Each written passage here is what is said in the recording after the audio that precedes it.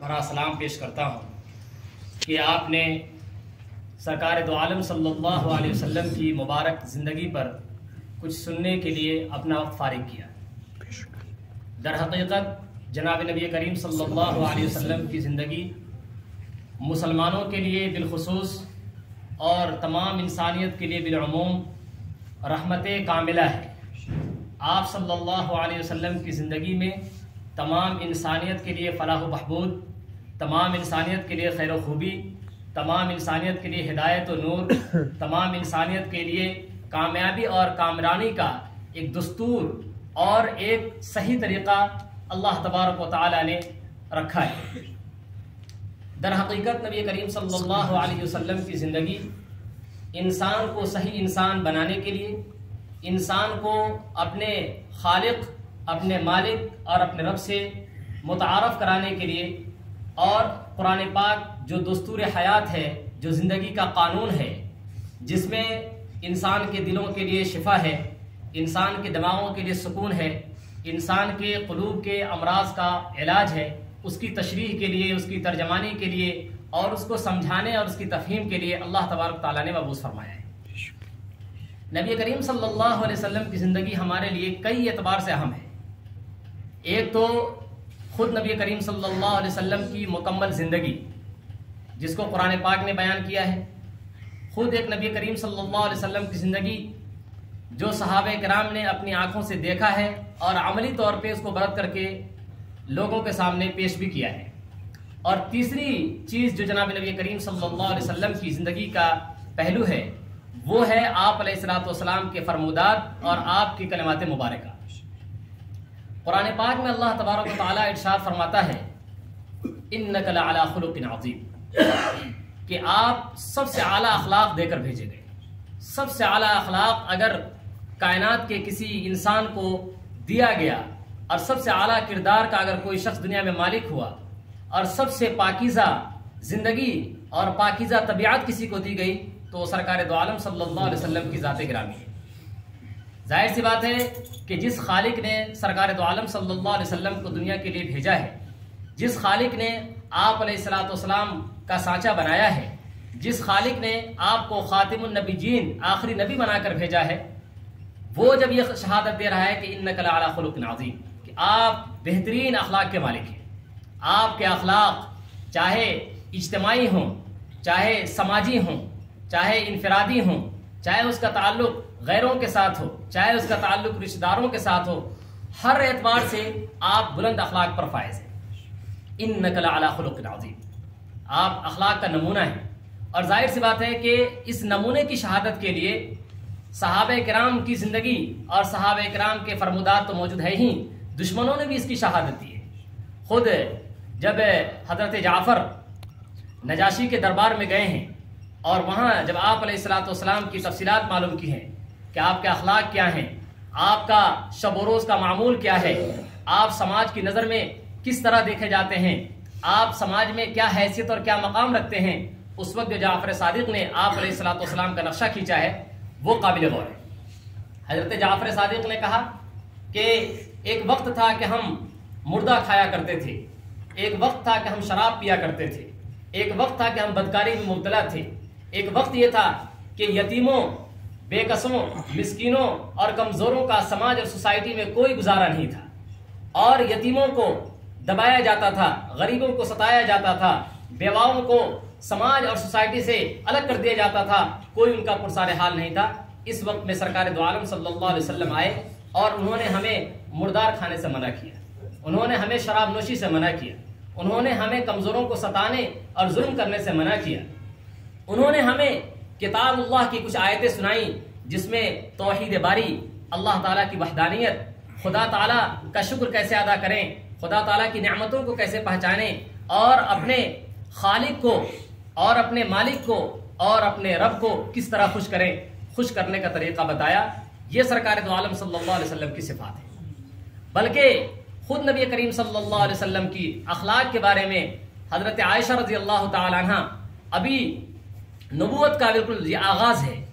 جس میں آپ پر جو پہلی وحی آ رہی ہے، اور آپ علیہ الصلوۃ والسلام کو حضرت جبریل کہہ رہے اقرأ بسم ربک الذی خلق، آپ گھبرائے ہوئے ہیں، آپ پریشان ہیں، اور یہ کہتے ہیں ما انا بقاری، میں پڑھا ہوا نہیں ہوں، میں کیسے پڑھ سکتا ہوں؟ پھر حضرت جبریل نے ان کو دبوچا، اور پھر جو روحانیت تھی، جو اللہ کا فیض تھا، جو اللہ کا علم تھا، جو معرفت تھی، اس معرفت کو حضرت نبی کریم صلی اللہ علیہ وسلم کے سینے مبارک میں منتقل کرنے کی کوشش کی۔ پھر آپ نے فرمایا ما انا بقاری، میں پڑھا ہوا نہیں۔ پھر تیسری مرتبہ جب کہا تو آپ علیہ الصلوۃ والسلام کی زبان سے یہ کلمات جاری ہو گئے، اقرأ بسم ربک الذی خلق۔ یہ تو واقعہ ہے۔ اس واقعے کے بعد جب جناب نبی کریم صلی اللہ علیہ وسلم آئے ہیں اور گھبرائے ہوئے ہیں، سہمے ہوئے ہیں، چونکہ یہ پہلا واقعہ ہے، ایسا واقعہ آپ علیہ الصلوۃ والسلام نے کبھی دیکھا نہیں، آپ کو کبھی اس کا تجربہ نہیں ہوا۔ آپ نے حضرت خدیجہ رضی اللہ تعالی عنہا سے یہ واقعہ بتایا کہ میرے پاس ایک منور اور ایک نورانی پہ کر انسان آیا ہوا تھا، اور اس نے میرے ساتھ مجھ کو دبوچا اور مجھے یہ آیتیں اور یہ مجھے کلمات سکھائیں، مجھے تم چادر اڑھاؤ، زملونی، مجھے چادر اڑھاؤ۔ حضرت خدیجہ رضی اللہ تعالی عنہا نے آپ علیہ الصلوۃ والسلام کی گھبراہٹ کا ادراک کر لیا، اور آپ نے کہا کہ گھبرانے کی ضرورت نہیں ہے، یہ وہی ناموس ہے جو ناموس حضرت عیسیٰ علیہ الصلوۃ والسلام کے پاس آیا کرتا تھا۔ پھر اس کے بعد پورا واقعہ بخاری شریف کے اندر حضرت نوفل کو بلایا اور پوری بات سنی۔ لیکن اس کے بعد جو حضرت خدیجہ رضی اللہ تعالی عنہا کا جو تبصرہ ہے، وہ تبصرہ آپ کی اخلاق پر روشنی ڈالتا ہے۔ آپ گھبرائے ہوئے کیوں ہیں؟ آپ پریشان کیوں ہیں؟ آپ کو خدا تعالیٰ کبھی ضائع نہیں کرے گا۔ انک لتصل الرحم وتقری الضیف وتکسب المعدوم، کہ آپ کی ذات گرامی یہ ہے کہ آپ کی ذات گرامی سب سے پہلے تو جو رشتے ہیں ان رشتوں کو جوڑا کرتی ہے۔ آپ اپنے رشتوں کو ختم نہیں کرتے ہیں، بلکہ آپ پر اگر کوئی زیادتی کرتا ہے تو آپ بڑھ کر کے اس کا استقبال کرتے ہیں۔ اگر آپ پر کوئی ظلم کرتا ہے تو اس کو آپ محبت کا پھول پیش کرتے ہیں۔ اگر آپ کے ساتھ کوئی ناروا سلوک کرتا ہے تو آپ اس کے ساتھ خوش اخلاقی سے پیش آتے ہیں۔ اور فرمایا تقری الضیف، آپ مہمان نوازی کرتے ہیں۔ اور پھر اس کے بعد فرمایا تکسب المعدوم، جو آدمی غریب اور فقیر ہے، جو محتاج اور بیکس ہے، اس بیکس کی زندگی کو خوشگوار بنانے کے لیے، اس کو کامیاب زندگی عطا کرنے کے لیے آپ اپنی کوششیں کرتے ہیں۔ بھلا آپ کو پروردگار کیسے ضائع کر سکتا ہے؟ یہ سرکار دو عالم صلی اللہ علیہ وسلم کے اخلاقی نمونے حضرت خدیجہ رضی اللہ تعالی عنہ شروع اسلام کا جو دور ہے اس دور کے بارے میں بتا رہے ہیں۔ انک لعلی خلق عظیم۔ تو پہلی صفت جو قرآن پاک میں اللہ تبارک تعالیٰ خود اپنے محبوب کا جو نقشہ کھینچ رہا ہے کہ آپ اخلاق کے اعلیٰ معیار پر ہیں۔ ظاہر سی بات ہے جب ہمارے سرکار صلی اللہ علیہ وسلم اخلاق کے اتنے اعلیٰ نمونے پر ہیں تو ظاہر سی بات ہے کہ ان کا ماننے والا، ان کا پیروکار، ان کا متبع، ان کا امتی اور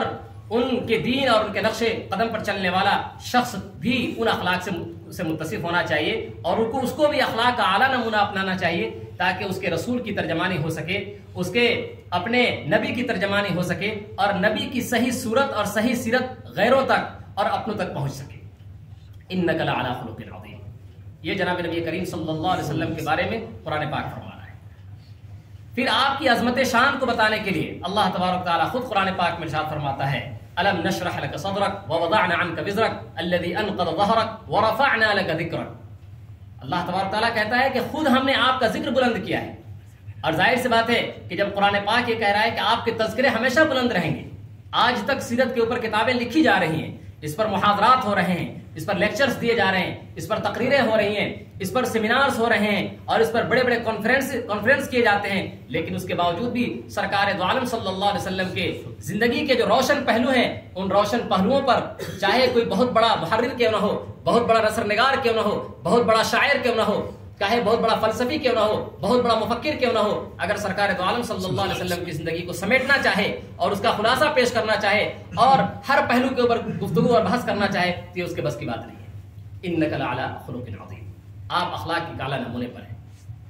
پھر قرآن پاک میں دوسری جگہ ارشاد فرماتا ہے وَوَجَدَكَ ضَالًّا فَهَدًا وَوَجَدَكَ عَائِلًا فَأَغْنَىٰ فَأَمَّا الْيَتِيمَ فَلَا تَقْهَرْ وَأَمَّا السَّائِلَ فَلَا تَنْهَرْ وَأَمَّا بِنِعْمَةِ رَبِّكَ فَحَدِّثْ۔ قرآن پاک کہہ رہا ہے کہ اللہ کے رسول آپ دین سے ناواقف تھے، ہم نے آپ کو قرآن پاک بھیج کر کے دین سے واقف کرایا۔ آپ کو دستور ربانی کا علم شروع میں نہیں تھا، ہم نے آپ کو اپنے دستور سے واقف کرایا۔ آپ کے پاس کوئی کتاب ہدایت نہیں تھی، ہم نے آپ کو کتاب ہدایت دی۔ آپ شروع میں دین کے اعتبار سے کمزور تھے، ناتواں تھے، ہم نے آپ کو قوت اور طاقت دی۔ آپ یتیم تھے، سماج کے اندر آپ کو سہارے کی ضرورت تھی، اس وقت آپ بے سہارا تھے، ہم نے آپ کو سہارا دیا، پھر آپ کو اخلاق سکھایا۔ اما الیتیم فلا تقہر واما السائل فلا تنہر۔ یتیم کو آپ اپنے گلے لگائیے، اس کو ڈانٹیے نہیں، اس کو دور نہ کیجیے، جو سائل آپ سے مانگنے آتا ہے اس سائل کو آپ جھڑکیے نہیں، اس کو اپنے قریب کیجیے۔ یہ در حقیقت امت کو تعلیم دی جا رہی ہے انسانیت کی، کہ انسان چاہے وہ یتیم مسلمان ہو چاہے غیر مسلم ہو، وہ فقیر چاہے مسلمان ہو چاہے غیر مسلم ہو، اس کو اپنے گلے لگائیے، اس کو آپ کو اللہ تبارک تعالیٰ نے جو نعمتیں دے رکھی ہیں ان نعمتوں میں اس کا بھی حصہ لگائیے، پھر دیکھیے وہ آپ سے کتنا قریب ہوتا ہے، پھر وہ آپ سے کتنی محبت کرتا ہے، پھر وہ انسانیت کے ناطے وہ آپ کا ہو جاتا ہے۔ یہ انک لعلی خلق عظیم کا مظہر ہے۔ جناب نبی کریم صلی اللہ علیہ وسلم کا دوسرا پہلو جو قرآن پاک نے ارشاد فرمایا کہ جب نبی اتنے اخلاق کے اعلیٰ معیار پر ہیں اور اخلاق کی شہادت دیتے ہوئے قرآن پاک میں دوسری جگہ بتایا وَلَقَدْ جَاءَكُمْ رَسُولٌ مِّنْ أَنفُسِكُمْ عَزِيزٌ عَلَيْهِ مَا عَنِتُّمْ، یہ قرآن پاک کے اندر اللہ تبارک تعالیٰ ارشاد فرما رہا ہے کہ تمہارے جو نبی آئے ہوئے ہیں وہ نبی تمہارے ہی افراد میں سے ایک آدمی ہے، تمہارے پاس پلے بڑے ہیں، ان کی زندگی تمہارے سامنے کھلی کتاب کی طرح ہے، ان کا بچپن تمہارے سامنے ہے، ان کی جوانی تمہارے سامنے ہے، ان کی معاشرت تمہارے سامنے ہے، ان کو تم نے بچپن سے لے کر کے جوانی تک دیکھا ہے، ان کی زندگی کے نشیب و فراز کو دیکھا ہے، لوگوں کے ساتھ ان کے برتاؤ کو دیکھا ہے، رشتہ داروں کے ساتھ ان کے تعلقات کو دیکھا ہے، ان کے اخلاق کا بھی نمونہ تم نے دیکھا ہے، بچوں کے ساتھ کیا سلوک ہے، بوڑھوں کے ساتھ کیا سلوک ہے، نوجوانوں کے ساتھ کیا سلوک ہے، یہ سب تم نے اپنا رکھا ہے۔ لقد جاءکم رسول من انفسکم، تمہارے اندر سے ہی ایک رسول آئے ہوئے ہیں۔ ان کی خوبی کیا ہے؟ جو چیز تمہیں ناگوار گزرتی ہے وہ ان کے اوپر بڑا شاک گزرتا ہے، اگر تمہیں کانٹا بھی چبھ جاتا ہے تو رسول تمہارے لیے پریشان ہو جاتے ہیں۔ اور واقعات ہیں کہ جناب نبی کریم صلی اللہ علیہ وسلم کے دور میں ایک مرتبہ مدینے کے اندر افراتفری مچی، ہنگامہ مچا کے لگتا ہے کہ کچھ بلوائی آ گئے جو مدینہ کے اوپر حملہ کرنا چاہتے ہیں۔ ابھی لوگ افراتفری کے عالم میں ہیں، جناب نبی کریم صلی اللہ علیہ وسلم نے خود اپنے آپ کو گھر سے باہر نکالا اور ایک گھوڑے پر سوار ہوئے، اور گھوڑے پر سوار ہو کر کے باہر جا کر منظر دیکھا تو پتہ چلا کہ کچھ بچے ہیں جو شور مچا رہے ہیں، جس کو لوگوں نے سمجھا کہ باہر سے کوئی ہنگامہ ہے اور کوئی افراتفری ہے۔ آ کر کے صحابہ کو بتایا اور کہا کہ یہ کوئی ایسی بات نہیں ہے، بس تھوڑا شور شرابہ ہوا تھا جس کو ایسی ہنگامہ برپا ہو گیا تھا، ورنہ تو کوئی ایسا مسئلہ نہیں ہے جس سے گھبرانے کی ضرورت ہے۔ تو پتہ یہ چلا کہ نبی کریم صلی اللہ علیہ وسلم خود اپنی ذات اور خود اپنی طبیعت کے اعتبار سے یہ چاہتے تھے کہ صحابہ کو اپنی طرف سے کوئی بھی دقت اور کوئی بھی پریشانی پیش نہ آئے۔ اور پھر فرمایا وَبِالْمُؤْمِنِينَ رَءُوفٌ رَحِيمٌ، کہ مومنوں کے ساتھ رحمت اور شفقت کا معاملہ کرنے والے تھے۔ تو گویا کہ آپ علیہ الصلوۃ والسلام کی اخلاقی دو خوبیاں بیان کی گئی۔ ایک خوبی تو یہ بیان کی گئی کہ اگر کسی مسلمان کو کوئی دقت اور کوئی پریشانی پیش آتی ہے تو آپ علیہ الصلوۃ والسلام بہت کڑتے ہیں، آپ کو بڑی تکلیف اور بڑی پریشانی ہوتی ہے۔ گویا کہ ایک امت کے غم کو اپنا غم سمجھنا، مسلمان کے غم کو اپنا غم سمجھنا، مسلمان کی پریشانی کو اپنی پریشانی تصور کرنا اور مسلمان کی زحمت کو اپنی زحمت سمجھنا، یہ جناب نبی کریم صلی اللہ علیہ وسلم کا اسوہ تھا، یہ آپ علیہ الصلوۃ والسلام کا طریقہ تھا۔ پھر دوسری چیز جو جناب نبی کریم صلی اللہ علیہ وسلم کے بارے میں قرآن پاک فرماتا ہے کہ دو صفت تھی آپ کی، ایک رافت اور رحمت۔ کسی کے غم کو دیکھ کر کے پگھل جانا، کسی کے کڑھن کو دیکھ کر کے اس کڑھن میں شریک ہو جانا، اور اگر کسی سے کوئی خطا کوئی غلطی سرزد ہو جائے تو اس کے ساتھ عفو درگزر کا معاملہ فرمانا۔ اسی کو قرآن پاک میں دوسری جگہ ارشاد فرمایا فَبِمَا رَحْمَةٍ مِّنَ اللَّهِ لِنْتَ لَهُمْ وَلَوْ كُنْتَ فَظًّا غَلِيظَ الْقَلْبِ لَانفَضُّوا مِنْ حَوْلِكَ، کہ خدا تعالیٰ کی رحمت اور خدا تعالیٰ کی کرم فرمائی کی وجہ سے آپ کا قلب نرم ہو گیا، آپ کا دل موم ہو گیا۔ اگر آپ زبان کے اعتبار سے سخت ہوتے اور دل کے اعتبار سے آپ سخت ہوتے تو صحابہ کرام کی جماعت آپ کے پاس سے منتشر ہو جاتی، بکھر جاتی، کوئی آپ کے قریب بھی نہ آتا۔ یہ بھی امت کو سبق سکھایا گیا کہ امت کے اجتماعی نظام کو، امت کی شرادہ بندی کے لیے، امت کے اتحاد اور اتفاق کے لیے یہ اصول ہمارے سامنے ہونا چاہیے۔ فَبِمَا رَحْمَةٍ مِّنَ اللَّهِ لِنْتَ لَهُمْ، قلب ہمارا اتنا نرم ہو کہ اپنے اندر ہم لوگوں کو سمونے والے بنے، اپنے دلوں کے اندر لوگوں کو بسانے والے بنے، اپنے قریب لوگوں کو ہم بلانے والے بنے، ہمارا مزاج، ہماری طبیعت اور ہمارے اخلاق ایسے ہوں کہ لوگ ہماری طرف کھینچے چلے جائیں۔ ایسا نہیں کہ ہم 4 لوگوں کو جمع کر رہے ہیں اور 20 لوگوں کو اپنے سے دور کر رہے ہیں۔ یہ آپ علیہ الصلوۃ والسلام کا اسوہ تھا۔ فَبِمَا رَحْمَةٍ مِّنَ اللَّهِ لِنْتَ لَهُمْ وَلَوْ كُنْتَ فَظًّا غَلِيظَ الْقَلْبِ لَانفَضُّوا مِنْ حَوْلِكَ۔ پتہ یہ چلا کہ جہاں بھی شدت پیدا ہوگی، جہاں بھی سختی پیدا ہوگی اور جہاں بھی دلوں کے اندر آپ حسد یا بغض کی کیفیت پیدا کریں گے تو کوئی آدمی آپ سے بات کرنے والا نہیں ہوگا، اور یہ جو اسلام کا اجتماعی نظام ہے، یہ اجتماعی نظام خود بخود تیتر بتر ہوتا چلا جائے۔ انک لعلی خلق عظیم، اخلاق کا یہ اعلیٰ نمونہ کہ آپ قلب کے اعتبار سے، زبان کے اعتبار سے، مزاج کے اعتبار سے، طبیعت کے اعتبار سے اتنے نرم اور اتنے شگفتہ ہیں کہ ہر آنے والا شخص آپ علیہ الصلوۃ والسلام کو اپنا دوست اور اپنا حبیب اور اپنا محبوب سمجھے۔ یہ تو پہلو ہوا جو قرآن پاک میں آپ علیہ الصلوۃ والسلام کی عظمت کو اللہ تعالیٰ نے بیان کیا۔ پھر فرمایا کہ اگر آپ جب اتنے اعلیٰ نمونے پر ہیں اور آپ اخلاق کے اور کردار کے اتنے بلند مقام پر ہیں، اگر اس کے باوجود بھی کوئی آدمی آپ کی اتباع نہ کرے، آپ کی فرما برداری نہ کرے، تو یاد رکھے کہ وہ رسول پاک صلی اللہ علیہ وسلم کی اطاعت کے بغیر اللہ تعالیٰ کا قرب، اللہ تعالیٰ کی محبوبیت اور اللہ تعالیٰ کی محبت کو کبھی نہیں پا سکتا۔ ان کنتم تحبون اللہ فاتبعونی یحببکم اللہ، اگر تمہیں خدا سے محبت طلب کرنی ہے اور تمہیں خدا کا مقرب بندہ بننا ہے تو سب سے پہلے تم میری اتباع کرو۔ اور صحابہ کرام نے اس اتباع کا نمونہ پیش کیا، صحابہ کرام نے اس اتباع کا نمونہ پیش کر کے دکھایا۔ حضرت عبداللہ بن مسعود رضی اللہ تعالیٰ عنہ ایک مرتبہ مسجد میں تشریف لا رہے ہیں، جناب نبی کریم صلی اللہ علیہ وسلم ممبر نبوی پر خطبہ دینے کے لیے تیار ہوئے اور آپ نے صحابہ کرام کو مخاطب کرتے ہوئے کہا اجلسو، اپنی اپنی جگہ پر بیٹھ جاؤ۔ کچھ صحابہ کرام ابھی مسجد میں تشریف لائے تھے، جو بیٹھنے کا ارادہ کر رہے تھے، فوراً اپنی اپنی جگہوں پر بیٹھ گئے۔ حضرت عبداللہ بن مسعود رضی اللہ تعالیٰ عنہ مسجد کے اندر داخل نہیں ہوئے تھے، مسجد کے باہر تھے۔ جیسے ان کے کان سے یہ آواز ٹکرائی اجلسو، بیٹھ جاؤ، تو مسجد کے باہر جہاں ان کو جگہ ملی وہیں بیٹھ گئے، جبکہ مسجد کے اندر جگہ موجود تھی۔ یہ کیا ہے؟ اطاعت رسول صلی اللہ علیہ وسلم کا جذبہ۔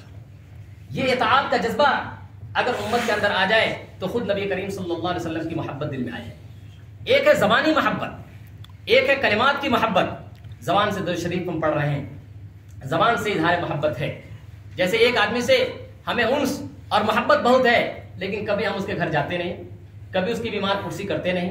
کبھی اس کے ساتھ عمل سے ہم کچھ ایسا اظہار نہیں کرتے جس سے محبت جھلکے اور محبت کا اظہار ہو، تو ظاہر سی بات ہے کہ محبت صرف جو ہے زبانی دعویٰ ہے۔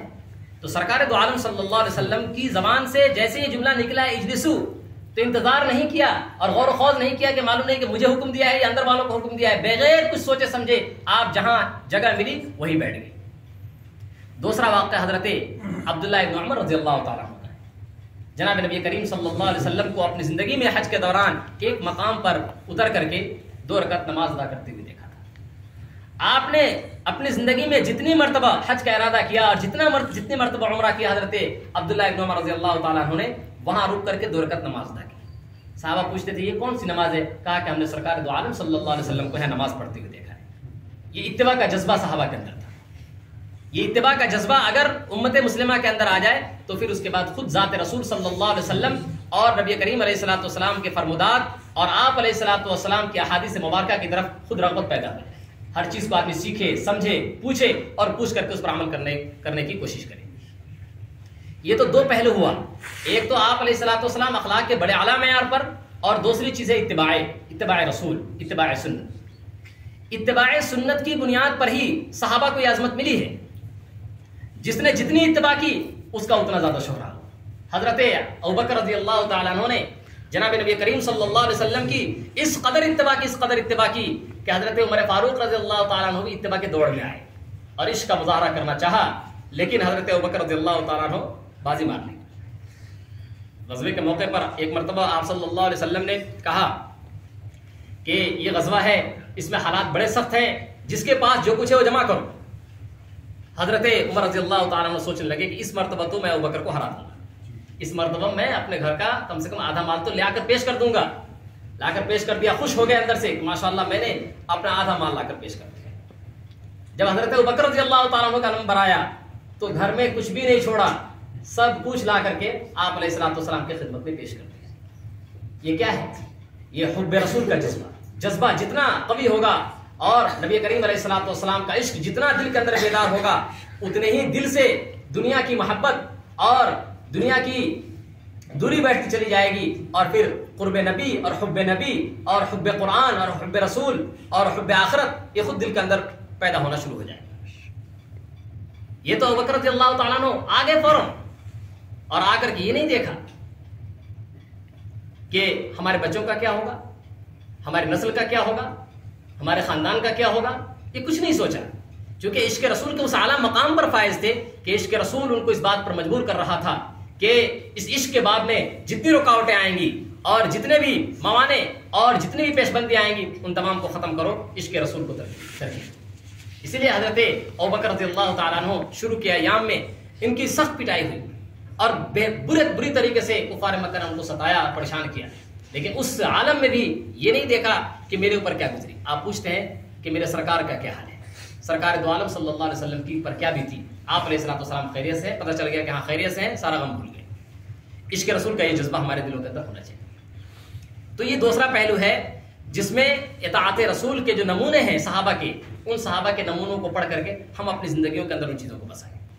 اور تیسری چیز ہے اپنی زندگیوں کے اندر اس کا ظہور، لباس کے اعتبار سے، وضع قطع کے اعتبار سے۔ ہماری داڑھی ہو تو نبی کریم صلی اللہ علیہ وسلم کی سنت کے مطابق، لباس ہو تو نبی کریم علیہ الصلوۃ والسلام کی سنت کے مطابق، ہماری شادیاں نبی کریم علیہ الصلوۃ والسلام کی بتائے ہوئے طریقے کے مطابق، ہمارا کھانا نبی کریم علیہ الصلوۃ والسلام کی سنت کے مطابق، ہمارا چلنا پھرنا نبی کریم علیہ الصلوۃ والسلام کی سنت کے مطابق۔ تو یہ ہے اظہار، ورنہ جلسے اور پروگرام، تقریریں اور محاضرات یہ ہوتے رہیں گے اور اس کا کوئی اثر نہیں ہوگا۔ ہم اپنی زندگیوں کے اندر، چاہے وہ اجتماعی زندگی ہو، چاہے انفرادی زندگی ہو، چاہے عائلی زندگی ہو، ان زندگیوں کے اندر ہم انقلاب برپا کرنے کی کوششیں کریں۔ اگر یہ کوششیں ہیں تو پھر اس صورت میں انشاءاللہ یہ سماج اور یہ معاشرہ، اس کے اندر ہم نمایاں انقلاب دیکھیں گے۔ اسی لیے حضرت ام سلیم نے انس بن مالک رضی اللہ تعالیٰ عنہ کو نبی کریم صلی اللہ علیہ وسلم کی خدمت میں بھیجا اور فرمایا کہ ہم نے 10 سال تک خدمت کی سرکار دو عالم صلی اللہ علیہ وسلم کی، اور کبھی بھی میں نے نبی کریم صلی اللہ علیہ وسلم کو اف کرتے ہوئے نہیں سنا۔ 10 سال معمولی بات نہیں، ہم تو چھوٹی چھوٹی بات پر بچوں کو ڈانٹتے ہیں، چھوٹی چھوٹی بات پر ان کو مارتے ہیں، چھوٹی چھوٹی بات پر ان کو دھمکا دیتے ہیں۔ ایک مرتبہ جناب نبی کریم صلی اللہ علیہ وسلم نے حضرت انس بن مالک کو ایک کام کے لیے بھیجا، گھر سے نکلے، بچے تھے،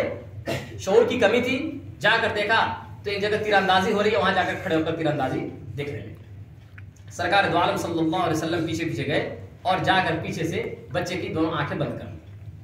اور انہوں نے حضرت انس رضی اللہ تعالیٰ عنہ نے پیچھے دیکھ بھائی کیا ماجرا ہے، کون آدمی ہے؟ پھر مڑ کے دیکھا تو پوچھا آپ علیہ الصلوۃ والسلام نے جس کام کے لیے بھیجا تھا وہ کام کر لیا؟ تو کہا کہ جی بس ابھی جا رہا ہوں۔ آپ علیہ الصلوۃ والسلام نے وہاں بھی اف نہیں کہا۔ یہ اخلاق، یہ محبت ہمارے دلوں کے اندر ہونی چاہیے۔ بچوں کے ساتھ یہ بھی سلوک، بچوں کی تربیت آپ علیہ الصلوۃ والسلام نے بچوں کی تربیت کس انداز سے کی ہے، بچوں کے دل کے اندر توحید، اللہ تعالیٰ کا ڈر، اللہ تعالیٰ کا خوف کس طرح سے پیوست کیا ہے، اس پر بھی ہماری توجہ۔ اور جتنے انبیاء ہیں ان انبیاء کی یہی فکر تھی کہ مرنے سے پہلے وہ ضرور وصیت کیا کرتے تھے کہ تم میرے بعد کس کی اتباع کرو گے، کس کی پیروی کرو گے۔ حضرت یعقوب نے بھی اپنے بیٹوں کو جمع کیا اور کہا کہ جب میری وفات ہو جائے گی تو تم کس کی پرستش کرو گے، کس کو مانو گے؟ تو تمام نے کہا کہ ہم آپ کے رب کی اور ابراہیم کے رب کی اور ان کے باپ داد کے رب کی اتباع کریں گے۔ تو پتہ یہ چلا کہ اپنے بچوں کی توحید کی بھی فکر کریں اور ان میں حب رسول کو بیدار کرنے کے لیے جو کوششیں ہو پا رہی ہیں اپنے سے، ان کوششوں کو کریں۔ اگر یہ چیزیں ہم اپنی زندگیوں کے اندر برتیں گے تو انشاءاللہ جب عشق رسول پیدا ہو جائے، حب رسول پیدا ہو جائے تو دین پہ چلنا آسان ہے۔ لیکن جب حب رسول نہیں ہے، اس کی افادیت کا علم نہیں ہے، تو ظاہر سی بات ہے کہ غیروں کی تہذیب، غیروں کے طریقے اور غیروں کی رسم و راہ اختیار کرنے سے یاد رکھیے اس میں ذلت و رسوائی ہے۔ ہماری بلندی اور ہماری عظمت اور ہماری عزت جناب نبی کریم صلی اللہ علیہ وسلم کی اتباع میں ہی رکھی گئی ہے۔ اگر ہم اس کے علاوہ کوئی دوسرا طریقہ اپنائیں گے، چاہے وہ علمی اعتبار سے ہو، چاہے فکری اعتبار سے ہو، چاہے تہذیبی اعتبار سے ہو، تو اس میں آج نہیں تو کل ہمیں خسارہ کا سامنا کرنا ہی پڑے گا۔ ظاہر سی بات ہے ہمیں ایک سسٹم دیا گیا ہے، ہمیں ایک نظام دیا گیا ہے۔ اگر اس نظام کو چھوڑ کر کے ہم دوسرے نظام کی اتباع کر رہے ہیں تو یاد رکھیے کہ ہم اپنے نظام سے نالا اور پریشان ہیں، اور ہم اس نظام کو حقیر سمجھ کر کے اس کو چھوڑ رہے ہیں۔ ظاہر سی بات ہے کہ اگر حقیر سمجھ کے چھوڑیں گے تو سرکار دو عالم صلی اللہ علیہ وسلم کی شخصیت کی جو عظمت ہے اور جو عزت ہے وہ ہمیں حاصل نہیں ہو پائے گی۔ خود اللہ تبارک تعالیٰ ہم کو نکار دے گا اور اللہ تبارک تعالیٰ ہم کو ان امتوں اور ان قوموں کو منع کر دے گا جن قوموں نے اپنے انبیاء کی باتیں نہیں مانی۔ اس لیے آج سے ہم عزم کریں، عہد کریں کہ انشاءاللہ ہم سیرت کے اوپر اور سنت کے اوپر عمل کریں گے اور اپنی زندگی جناب نبی کریم صلی اللہ علیہ وسلم کی زندگی کے مطابق بنائیں گے۔ اللہ تبارک تعالیٰ کہنے سننے سے زیادہ عمل کرنے کی توفیق عطا فرمائے۔ وآخر دعوانا الحمدللہ رب العالمین۔